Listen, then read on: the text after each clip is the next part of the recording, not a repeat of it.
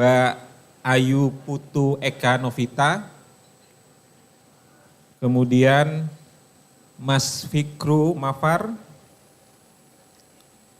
kemudian Mas siapa nih tadi? Sultan Abdul Aziz dan Mas Rizky. Monggo duduk di sini. Mas Rizky nomor 5.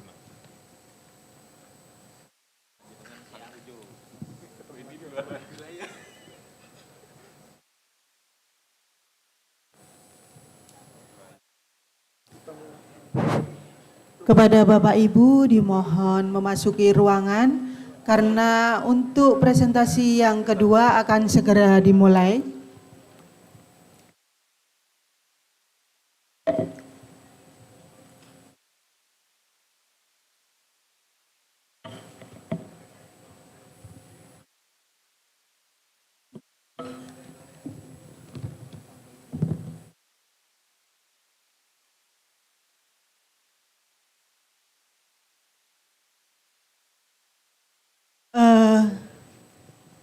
Baiklah, untuk acara kedua adalah sama seperti yang pertama tadi, adalah menyampaikan presentasi hasil karya dari Bapak Ibu yang sudah terpilih.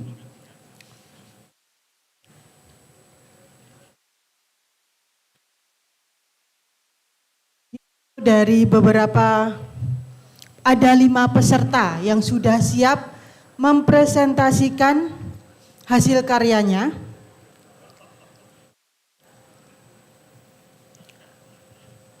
Dan untuk selanjutnya, untuk memandu acara yang kedua tetap didampingi oleh moderator oleh Bapak Hendro. Kepada Bapak Hendro kami persilahkan. Oke. Assalamualaikum warahmatullahi wabarakatuh. Suaranya memang agak berkurang nih kayaknya. Ya mudah-mudahan masih semangat ya. Bertahan kita yuk sampai jam 13. Ya mudah-mudahan tadi udah makan ya, kita udah kenyang. Nah sekarang kita lanjut, kita sekarang membahas sesi berikutnya ya. Topiknya itu adalah preservasi digital budaya masyarakat saat ini. Ya, budaya tulis, budaya cetak, dan history of the present. Oke. Ada 5 presenter di depan kita. Ya. Kita mulai dengan yang paling ujung ya, Mas Gabriel Wahyu Purnomo. Saya coba bacakan sedikit CV-nya. Beliau pustakawan di Perpustakaan UB, kemudian S2 Magister Manajemen Pendidikan Tinggi di UB juga, dan beliau sangat aktif menulis dan meneliti. Dan yang unik adalah ini KPDI kedua beliau berturut-turut ya. Nanti kalau di KPDI berikutnya terima lagi berarti treble. Nah, Mas Gabriel ini akan membawakan presentasi dengan tema relevansi ramalan Serat Jayabaya dalam konteks perkembangan perpustakaan past, now, and future. Oke, waktunya 10 menit, waktu dan tempat saya serahkan kepada Mas Gabriel. Silakan Mas.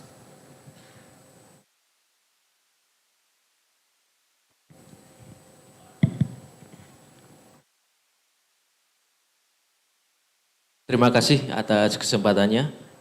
Mohon izin perkenalkan, nama saya Gabriel, saya dari Perpustakaan Brawijaya. Langsung saja. Oke.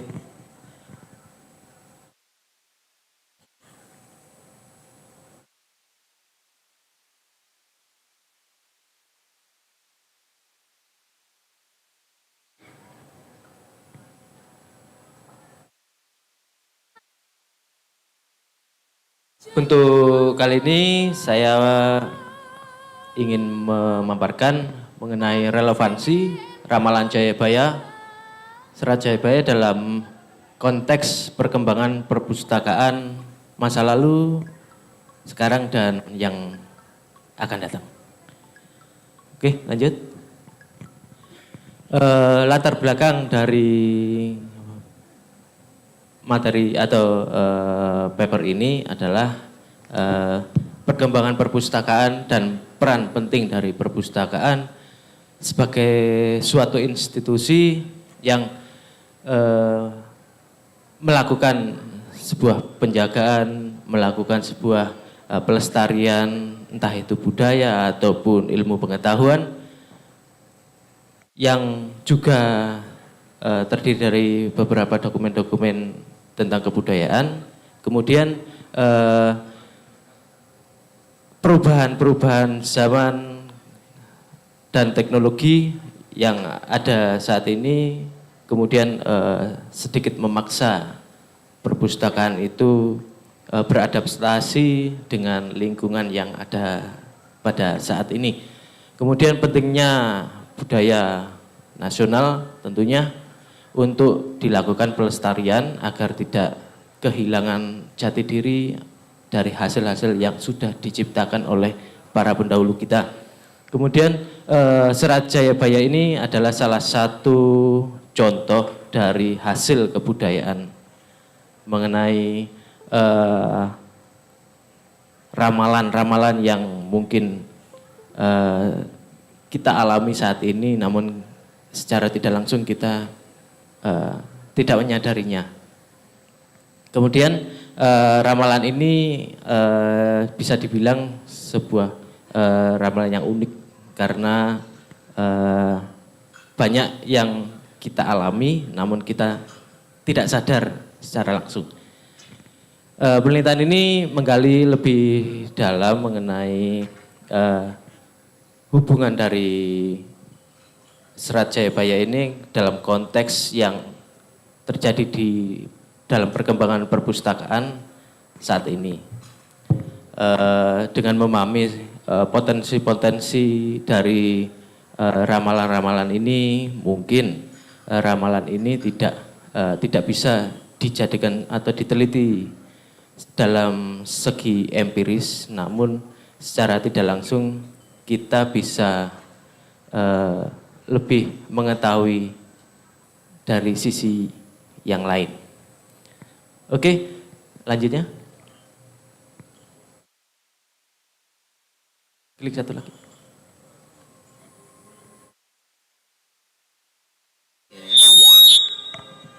Eling dan eling.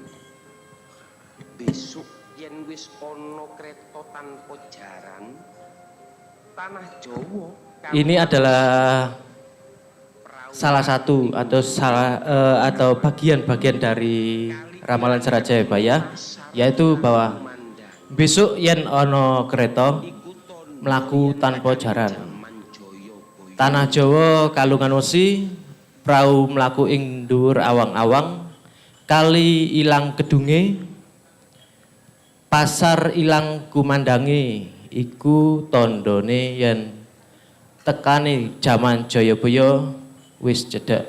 Artinya adalah di masa depan akan ada kereta yang berjalan tanpa kuda, yaitu kereta api.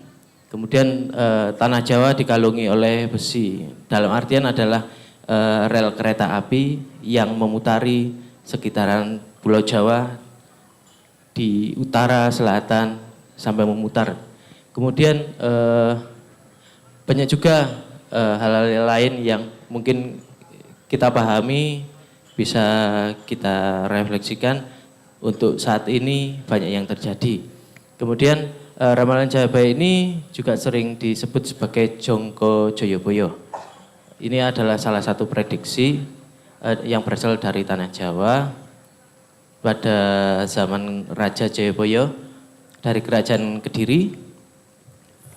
Ini adalah salah satu dari sejarah, yaitu salah seorang Raja Panjalu yang memimpin sekitar tahun 1135 sampai 1159 Masehi.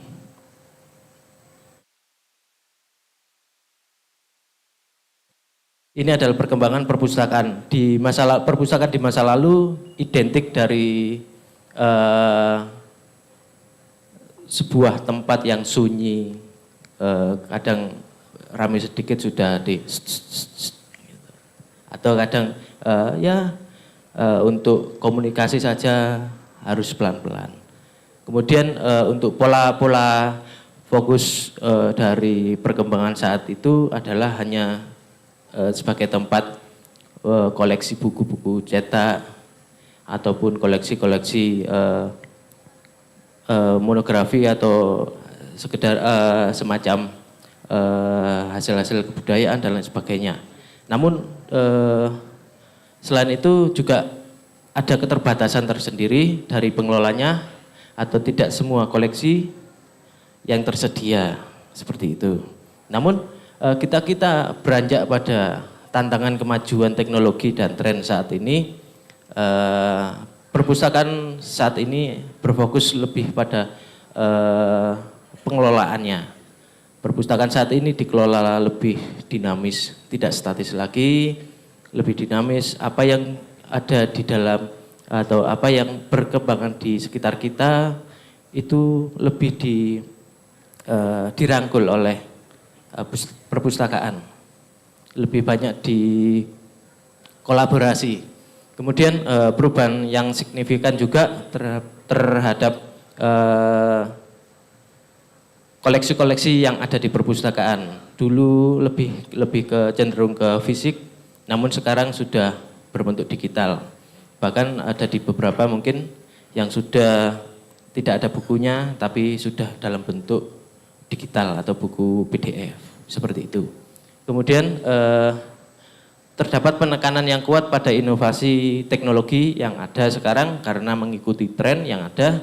Kemudian sudah bertransformasi sebagai pusat sumber daya informasi yang tidak hanya mencakup buku cetak saja, namun juga e-book, e-jurnal, dan lain sebagainya. Kemudian seiring berjalannya waktu ada segmen pikiran positif, ada segmen positif yaitu di dalam pemustakanya saat ini sudah jadi tempat semacam rekreasi atau tempat berkumpul, tempat beraktivitas. Dulu masih hanya sekedar baca buku, hanya diam saja. Sekarang sudah jadi sebuah pusat keramaian. Dan ini yang terjadi di perpustakaan kami. Banyak buku-buku yang dulu sudah terkumpul rapi, sekarang sudah mulai dipinggirkan. Sudah mulai bergeser kepada digital. Nah, itu adalah gejala-gejala relevansinya dengan ramalan Joyoboyo itu mulai ada. Kemudian terlepas dari apakah tulisan Joyoboyo itu hanya sebuah ramalan atau mungkin juga sebuah harapan dari para penulis atau pujangganya menjadi sebuah kenyataan. Ramalan Joyoboyo tersebut mengingatkan kita bahwa suatu kemajuan teknologi tidak akan kita hindari, namun harus kita hadapi. Selain itu, perkembangan teknologi juga menghadirkan transformasi yang signifikan untuk berbagai sektor, termasuk dalam bidang perpustakaan. Ini adalah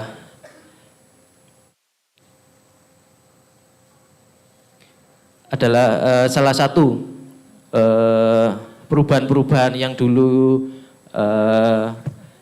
pengelolaan perpustakaan menggunakan mesin ketik atau mungkin manual, sekarang sudah mulai digital. Ini sudah terlihat. Kemudian ada peminjaman mandiri yang dulu biasanya mulai ada kitirnya itu di baliknya buku, kemudian sudah berjalan lagi menggunakan mesin ketik, kemudian berjalan lagi menggunakan komputer. Nah, sekarang sudah mulai seperti anjungan mandiri, tinggal memasukkan. Mungkin ada Bapak Ibu yang melihat di depan pameran itu ada yang bisa proses buku mandiri. Kemudian untuk repository atau hasil karya ilmiah, untuk buku-buku yang setebal ini hasil karya mahasiswa, sekarang sudah enggak ada yang buku tumpukan buku skripsi, tesis, disertasi itu sudah mulai kosong menjadi dalam bentuk e-repository atau buku hasil karya ilmiah yang digital. Bahkan repository ini dikumpulkan menjadi satu atau di rankingnya yang sekarang ada namanya Rama Repository. Itu adalah repository seluruh Indonesia. Kemudian yang dulunya rame seperti ini perpustakaan, sekarang sudah kosong melompong. Ini yang terjadi di Brawijaya saat ini. Dulu rame, bahkan pengunjung itu sampai minimal satu hari itu 500 ke atas, 500 orang ke atas. Sekarang 150 aja syukur-syukuran. Ya karena itu tadi, bukunya sudah mulai digital. Semua bisa diakses dari rumah, dari manapun. Jadi perpustakaan sudah mulai bergeser menjadi co-working space atau ruangan yang terbuka atau ruangan yang lebih banyak terdapat kursi dan atau lesehan atau hanya meja atau apa untuk kerja mahasiswa itu tadi. Waktunya 1 menit lagi. Oke, siap. Ini adalah salah satu kemajuan teknologi yang bisa kita lihat bahwa dalam konteks Serat Jayabaya ini dihubungkan dengan perkembangan perpustakaan itu sangat-sangat signifikan. Nah, ini tadi. Ini adalah peralihan perpustakaan menjadi co-working space. Lebih ruangan banyak yang kosong, sudah tidak ada buku-buku. Ini hanya beberapa buku-buku saja. Ini adalah relevansinya yang kami dapatkan dalam penelitian, yaitu meskipun lahir dari tradisi dan pengamatan batin, ramalan-ramalan tersebut memuat wawasan yang mencakup berbagai aspek kehidupan termasuk dalam perkembangan perpustakaan. Kemudian dalam era teknologi dan transformasi digital, budaya ramalan dapat dilihat sebagai perspektif alternatif yang dapat memberikan pandangan unik tentang perubahan yang mungkin terjadi dalam dunia perpustakaan. Kemudian meskipun ramalan tersebut bukan metode ilmiah, namun dapat diuji secara empiris, namun dapat menjadi sumber inspirasi dan panduan yang berharga dalam merancang sebuah strategi pengembangan perpustakaan yang adaptif di masa depan. Kemudian dengan merenungkan atau memikirkan kembali nilai-nilai yang terkandung dalam ramalan-ramalan tersebut, perpustakaan dapat mengintegrasikan aspek-aspek penting ke dalam rencana pembangunan dan pengembangan yang mungkin mencakup inovasi, layanan, pemeliharaan koleksi, dan interaksi dengan masyarakat. Kesimpulannya yaitu ramalan Jayabaya memiliki relevansi yang sangat signifikan dalam konteks perkembangan perpustakaan di masa depan. Ramalan-ramalan dalam Serat Jayabaya telah menggambarkan perkembangan teknologi yang kita harapkan dan mungkin diimpikan di zaman dulu. Kemudian perkembangan teknologi informasi komunikasi telah membawa dampak yang besar dalam perpustakaan dan perpustakaan dapat mengadopsi berbagai teknologi baru untuk kemajuan perpustakaan itu sendiri. Kemudian perpustakaan masa depan diharapkan dapat mengalami perubahan yang besar dalam mengadopsi teknologi seperti layanan online, augmented reality, dan kecerdasan buatan. Dengan memanfaatkan teknologi canggih dan mengikuti perkembangan zaman, perpustakaan dapat memberikan pelayanan terbaik dan relevan untuk kebutuhan para pemustaka. Terima kasih atas kesempatannya, Bapak Ibu. Matur nuwun, mohon maaf apabila ada kekeliruan dalam kata. Terima kasih. Terima kasih. Terima kasih Mas Gabriel atas presentasinya. Nah sekarang kita nyari penanya dulu, ada yang bertanya silakan ke Mas Gabriel, 1 pertanyaan cukup. Monggo Bapak Ibu. Silakan kalau ada bertanya terkait presentasinya Mas Gabriel.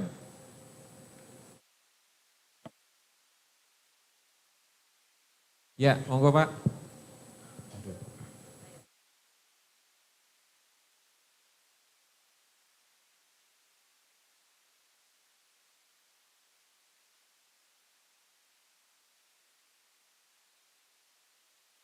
Bismillahirrahmanirrahim.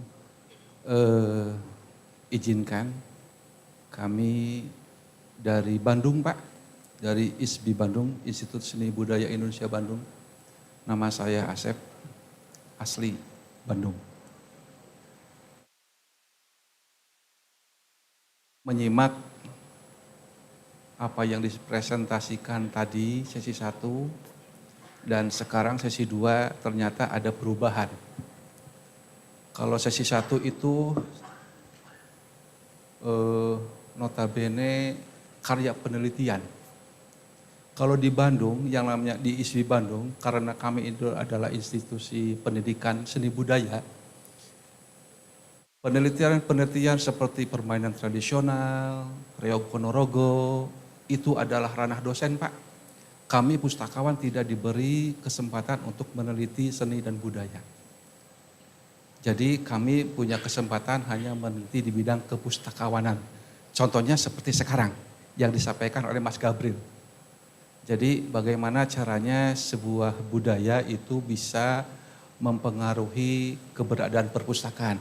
Dan mungkin inilah yang bisa kami lakukan di Bandung tentunya. Dan ini yang tadi saya dengar memang betul bahwa ternyata tepat sekali. Perpustakaan merupakan salah satu tempat untuk mempreservasi karya-karya penelitian seni dan budaya yang pada nantinya adalah sebagai sumber informasi yang betul-betul relevan, betul-betul dapat memenuhi kebutuhan informasi tentang budaya-budaya daerah, terutama budaya lokal, supaya tidak terjadi hal-hal yang tidak diinginkan. Seperti tadi juga dibahas, terjadinya pengakuan oleh negara-negara tetangga. Bila mana karya lokal kita bisa dipreservasi dengan baik, insya Allah. Nah, pertanyaannya mungkin, apakah pustakawan di Brawijaya terlibat dalam pengusulan haki atau terkait dengan masalah preservasi yang berkaitan dengan masalah hukum? Karena terus terang di kami itu ada salah satu lembaga yang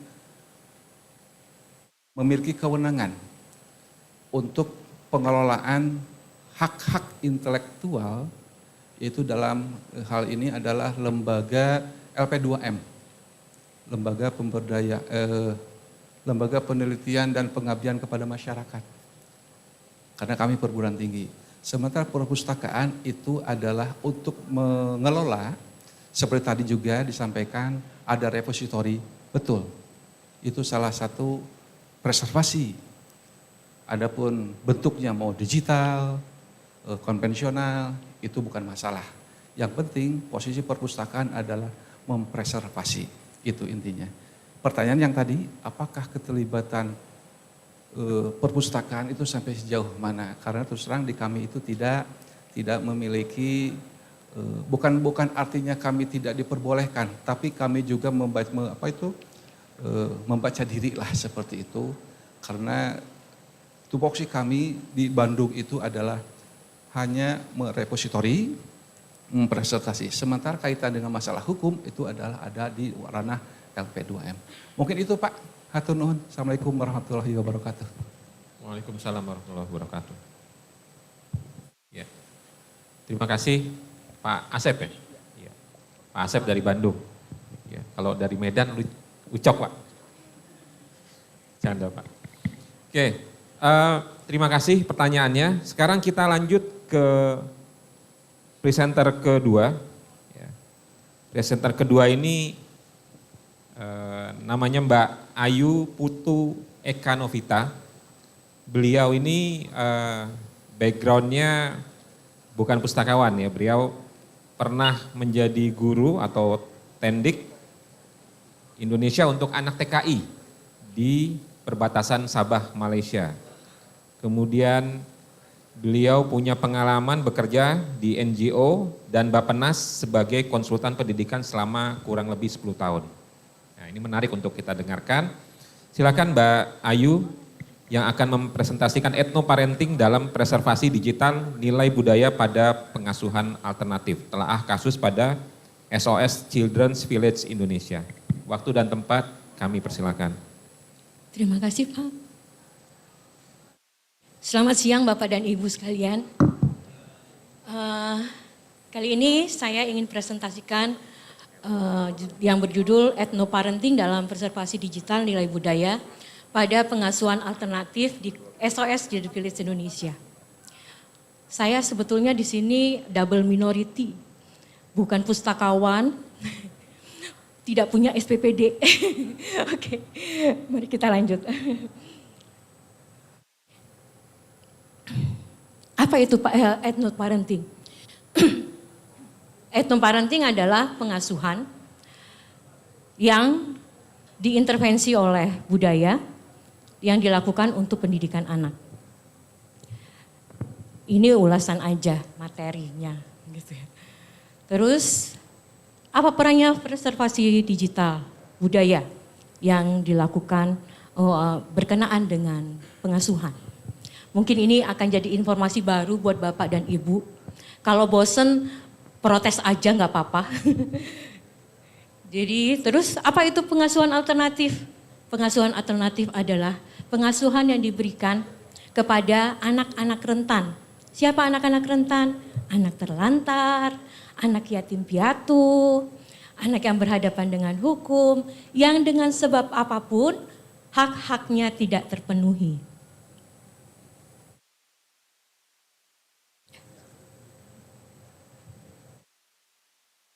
SOS Children's Village Indonesia atau kita kenal biasanya dengan Desa Anak SOS itu adalah lembaga pengasuhan berbasis keluarga. Jadi mereka mengadopsi nilai-nilai budaya Indonesia untuk intervensi di pengasuhan yang dilakukan di daerah 8 kota. Jadi ada di Lembang, kemudian ada di Jakarta, Semarang, Flores. Setelah bencana itu ada di Medan Melabuh, Banda Aceh. Oke. Nah, sebetulnya mereka itu punya preservasi digital yang dilakukan adalah mengadoptasi atau melestarikan nilai-nilai budaya dalam pengasuhan yang dilakukan oleh lembaga tersebut. Kalau kita bisa lihat biasanya panti asuhan itu seperti apa, Pak? Bu, ada yang tahu panti asuhan itu bentuknya seperti apa biasanya? Serama gitu ya, Terus banyak anak gitu ya. Terus habis itu kemudian bentuknya seperti boarding gitu ya. Nah, ini tidak seperti itu. Ini bentuknya family based care. Jadi ada rumah keluarga. Jadi mereka mengadopsi pengasuhan. Sebetulnya intervensi mereka adalah pengasuhan, pendidikan, kesehatan, kesejahteraan sosial. Kemudian konsep yang mereka adopsi adalah keluarga.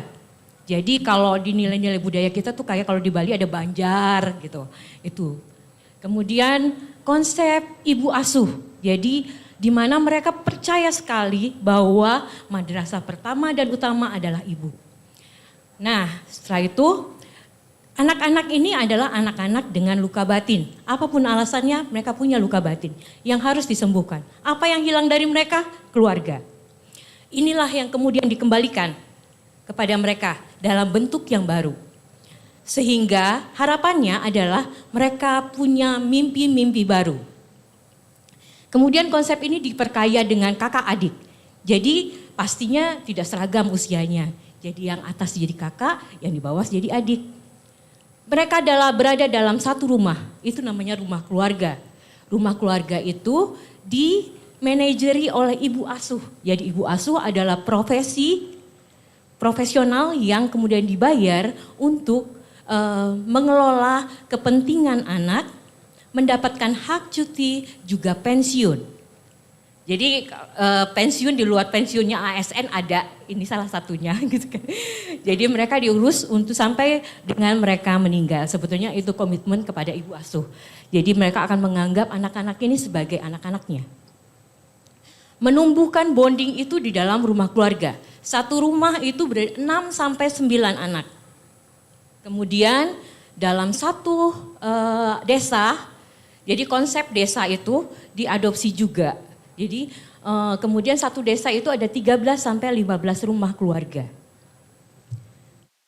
Apa yang dilakukan di sana? Dan ini sudah terjadi selama dari mereka hadir yaitu tahun 72, jadi sudah lama sekali. Jadi kemudian pada saat pandemi, apa yang dilakukan dengan anak-anak ini? Gimana mereka mau belajar? Orang membaca aja sulit, apalagi lagi beli gadget gitu kan. Ini yang terjadi buat mereka. Jadi mereka berusaha tetap menumbuhkan nilai-nilai pengasuhan yang berkualitas dengan konsep-konsep yang sudah mereka yakini melalui preservasi digital. Jadi mereka membentuk digital village. Digital village itu apa? Digital village adalah desa digital yang kemudian merupakan transformasi dari konsep-konsep tersebut yang dihidupkan dan berkolaborasi dengan banyak pihak. Sehingga anak-anak tetap bisa belajar, anak-anak tetap bisa memiliki haknya, dan anak-anak diharapkan bisa mandiri nantinya. Karena intervensi mereka adalah jangka panjang, sampai usia 22 tahun. Artinya anak-anak diharapkan bisa lulus kuliah minimal. Jadi kalau kita berada dengan anak-anak rentan, itu komitmennya harus benar-benar sampai anak mandiri. Yang kita alami adalah kalau kita lihat di tempat lain, panti asuhan akan sulit mau memandirikan bagaimana untuk sehari-hari aja belum ada gitu kan. Kalau mereka akan berusaha untuk berkolaborasi dengan banyak pihak untuk bisa memenuhi hak anak. Nah, mereka melakukan apa di dalam desa anak Smart Village itu? Mereka melakukan family conference. Family conference itu bahasa Sundanya ngariung, Pak. Jadi mereka setiap anggota keluarga dihargai pendapatnya dan melakukan diskusi setiap kali. Tapi setiap waktu tertentu yang disepakati, mereka akan melakukan rutinitas untuk membicarakan masalah-masalah keluarga.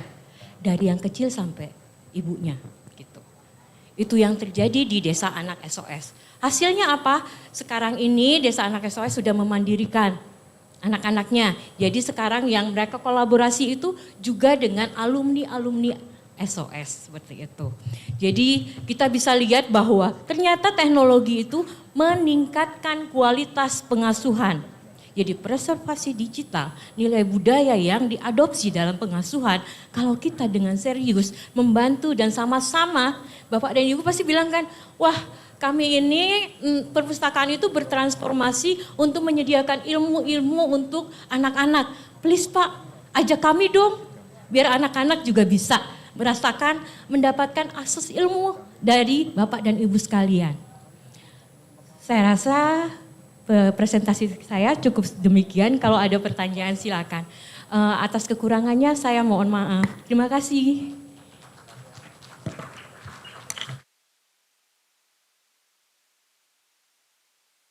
Terima kasih Mbak Ayu. Mbak Ayu ini mencetak rekor enggak? Sebelum 10 menit sudah selesai. Oke. Ya. Silakan kalau ada pertanyaan buat Bu Ayu, monggo, Mbak.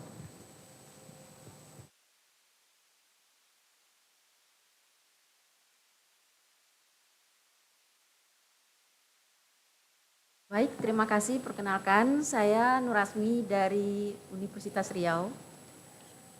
Menarik sekali Bu paparannya, di mana ini juga termasuk kerja sosial ya Bu ya.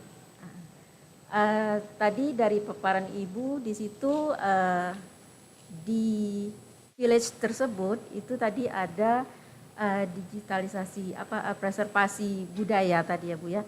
Ini kan tadi anak-anaknya mungkin dari beberapa, apakah dari beberapa daerah gitu. yang notabene-nya tentu mereka memiliki budaya-budaya yang berbeda juga. Nah, dari tadi ini Ibu belum memberikan contohnya seperti apa yang dilakukan di daerah tersebut. Terus kalau mereka itu ada beberapa budaya di dalamnya, bagaimana memahamkan mungkin ya terhadap anak-anak tersebut, mungkin dalam pelaksanaannya ini dari budaya daerah ini dari budaya daerah ini, sehingga mereka itu mungkin bisa setidaknya tidak ada pertentangan gitu dalam kesehariannya. Mungkin itu saja Bu, terima kasih. Assalamualaikum. Terima kasih pertanyaannya Bu. Oke, kita lanjut dulu ke presenter ketiga. Ya. Presenter ketiga namanya Mas Fikru Mafar. Beliau dosen dan peneliti ilmu perpustakaan di UIN Kiai Haji Ahmad Siddiq Jember. Ya. Beliau pernah juga menjadi wakil dekan di Universitas Lancang Kuning, Pekanbaru. Dan ini mungkin yang sesuai dengan minat beliau ini adalah beliau pengurus pusat masyarakat Pernaskahan Nusantara, Manasa. Nah, mari kita lihat, mari kita dengarkan paparan beliau. Judulnya Identifikasi dan Digitalisasi Naskah Kuno di Wilayah Tapal Kuda, Jawa Timur. Kepada Mas Fikru, waktu dan tempat kami persilakan. Baik, 10 menit dimulai dari sekarang. Kalau bukan karena kunci, takkan terbuka pintu lemari. Kalau bukan karena KPDI, mungkin kita tak akan berjumpa hari ini. Tepuk tangan dong. Baik, yang akan kami paparkan hari ini adalah tentang apa yang sudah kami lakukan, yaitu melakukan identifikasi dan mungkin kalau boleh saya ralat digitasi, karena kemarin takut dimarahin oleh Pak Ida, katanya digitalisasi itu bukan ini gitu kan. Oke, apapun itu. Hasilnya bisa Bapak Ibu lihat itu alamatnya iep.bl.uk project IEP 1334. Kenapa di situ menggunakan bl.uk? Karena kegiatan ini didanai oleh British Library. Kemudian kita melibatkan beberapa perpustakaan sebagai archival partner. Ada Perpustakaan Banyuwangi, Perpustakaan UINAS Jember, dan Perpustakaan Universitas BGRI Banyuwangi. Jadi meskipun ini kegiatan penelusuran, tapi kami tetap harus melibatkan perpustakaan sebagai archival partner. Karenanya nanti mungkin saya juga mengajak Bapak Ibu sekalian sebagai pengelola perpustakaan, ayo kita kolaborasi melakukan kegiatan-kegiatan seperti ini. Karena waktunya hanya 10 menit, ini sudah kurang 8 menit lagi, saya akan langsung saja. Kenapa kami melakukan ini? Yang pertama adalah karena pada waktu kami mengajukan kegiatan ini, belum ada data real tentang bagaimana kondisi naskah-naskah kuno yang ada di masyarakat. Catatannya adalah yang ada di masyarakat. Kalau yang ada di perpustakaan, apalagi perpustakaan nasional dan lain sebagainya, lembaga-lembaga yang memang mengelola itu, saya yakin sudah terawat dengan baik. Nah, ini pertanyaannya bagaimana yang ada di masyarakat? Disitulah kemudian kami melakukan kegiatan ini. Kami identifikasi, kemudian nanti kami digitalisasi.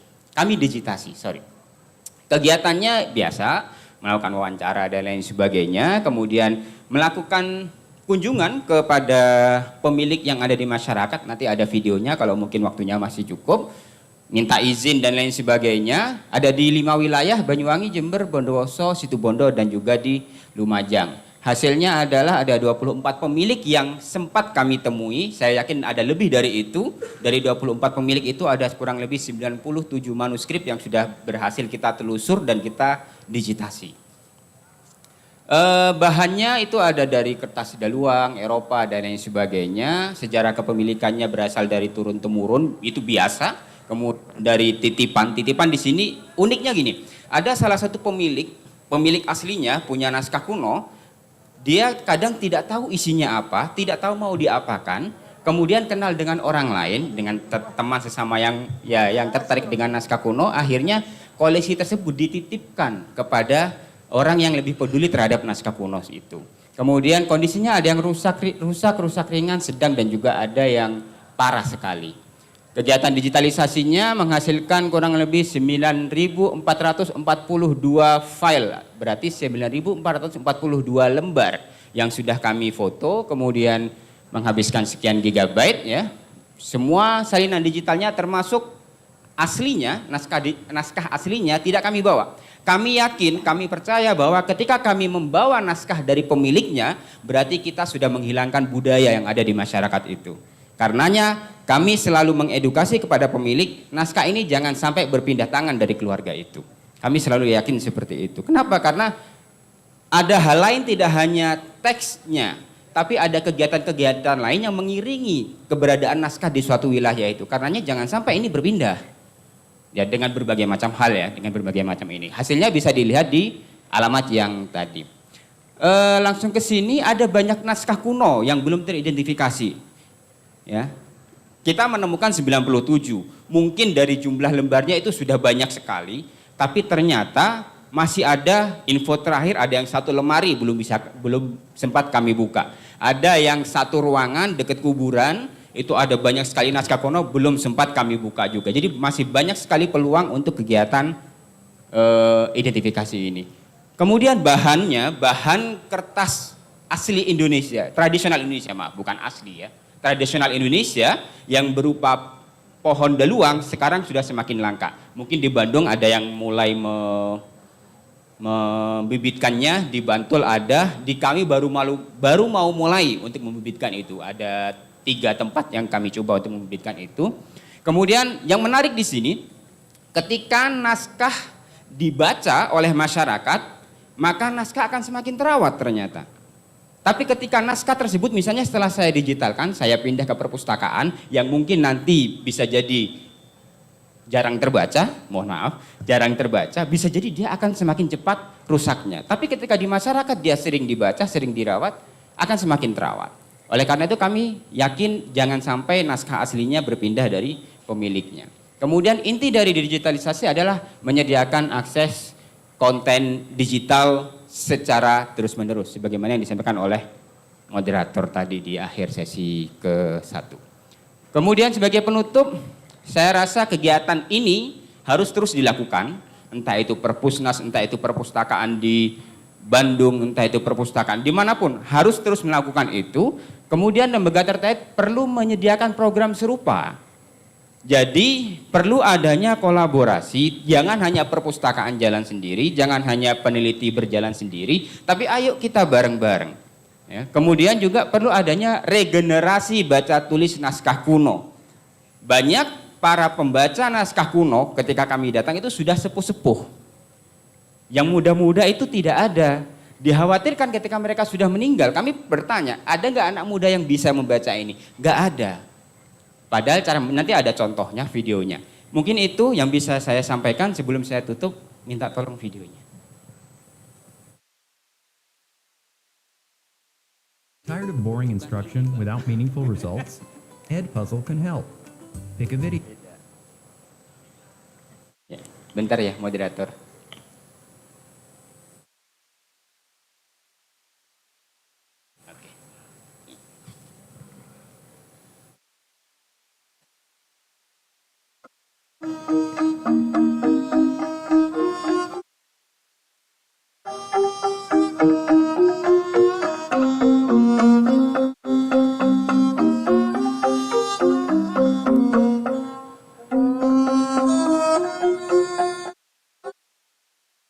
Tim kami kadang naik mobil, kadang juga naik motor.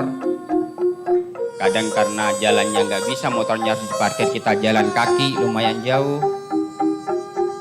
Yaitu kegiatan konservasi itu kadang melelahkan, tidak selalu bisa cepat.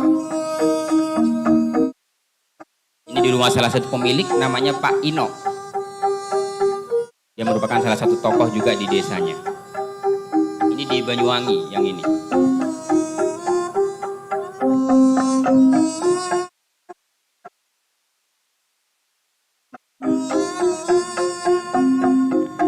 Bayangkan yang membaca ya usianya seperti ini usianya.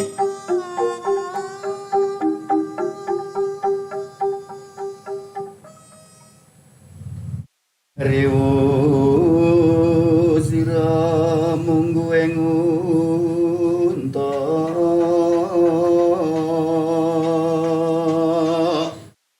kahu capo menitira sangkawi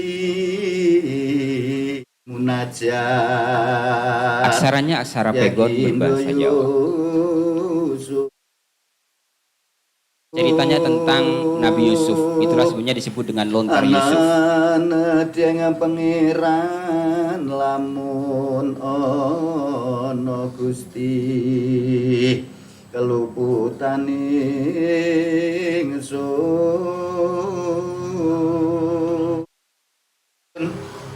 pangeran kang ngapura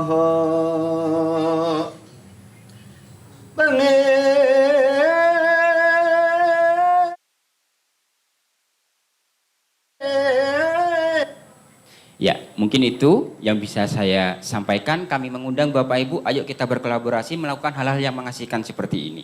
Sebagai penutup, karena tadi diawali dengan pantun, saya akhiri juga dengan pantun. Kegiatan preservasi itu tidak selalu menyenangkan, kadang juga melelahkan. Tapi jangan khawatir, ayo kita selalu bergandengan tangan. Jika ada salah, mohon dimaafkan. Jika ada yang cantik, ayo kita kenalan. Terima kasih. Wassalamualaikum warahmatullahi wabarakatuh.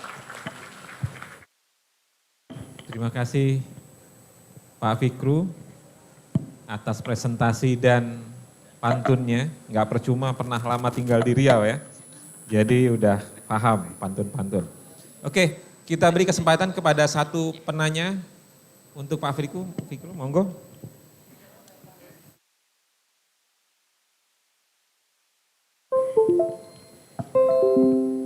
Ya, oke. Perkenalkan, nama saya Novia. Saya sangat tertarik dengan tadi pemaparan Pak siapa tadi? Pak Fikru ya, tentang kenyataan yang Bapak temukan di suatu masyarakat itu kalau sebuah naskah semakin sering dibaca malah semakin terawat. Sementara itu selama ini ketika saya melakukan penelitian bersama dosen saya itu selalu naskah itu jangan sering-sering dibuka nanti cepat rusak. Nah itu mungkin bisa Bapak, saya minta tolong dijelaskan kembali itu bagaimana pernyataan tersebut bisa muncul dan apakah cara atau mungkin misalnya dari bahan-bahannya atau mungkin cara pemakaiannya, mungkin apakah bisa diterapkan juga untuk naskah-naskah fisik sekarang, mungkin itu juga kan bisa walaupun sekarang sudah serba digital, sudah digitalisasi tapi pasti fisik itu tetap ada gitu. Nah itu apakah ada semacam cara preservasinya sendiri juga sehingga si naskah tersebut tuh bisa terus terawat walaupun sering kali dibuka gitu. Oke, terima kasih.